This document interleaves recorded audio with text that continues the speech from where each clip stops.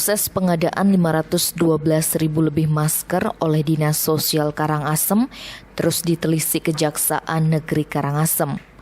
Dalam kasus dugaan korupsi ini, pemeriksaan perlahan mulai mengerucut terkait proses distribusi masker dari Pemkab Karangasem melalui Dinas Sosial ke kecamatan hingga desa. Diketahui pengadaan masker yang menelan anggaran 2,9 miliar rupiah itu juga bermuara dari usulan masyarakat di beberapa desa. Untuk memastikan itu, tim penyidik memanggil 8 camat sekabupaten Karangasem sebagai saksi.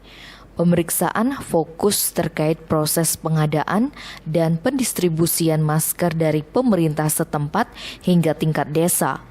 Kasih Intelijen Kejari Karangasem Idewa Gede Semar Putra menegaskan pemanggilan 8 camat sebagai saksi memang relevan dalam proses perencanaan atau usulan pengadaan masker.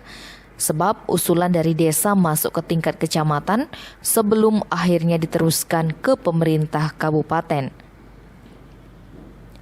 Ditemui usai jalani pemeriksaan, Camat Kubu Inyoman Suratike mengakui tim penyidik hanya menanyakan proses awal pengadaan sampai distribusi masker ke kecamatan hingga desa.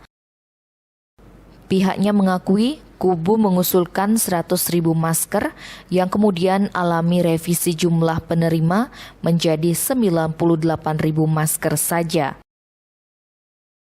Ya, untuk kegiatan hari ini, tim penyidik dalam kasus dugaan korupsi pengadaan masker di Dinas Sosial Kabupaten Karangasem melakukan pemeriksaan terhadap 8 saksi yang semuanya merupakan camat se-Kabupaten Karangasem. Sampai saat ini saksi yang telah dilakukan pemeriksaan sebanyak 23 saksi. Ya, dari awal kita sudah periksa saksi dari BPKAD, dari Dinas Sosial yang melaksanakan perencanaan dan pelaksanaan dari pengadaan masker tersebut. Tim Bali Express melaporkan.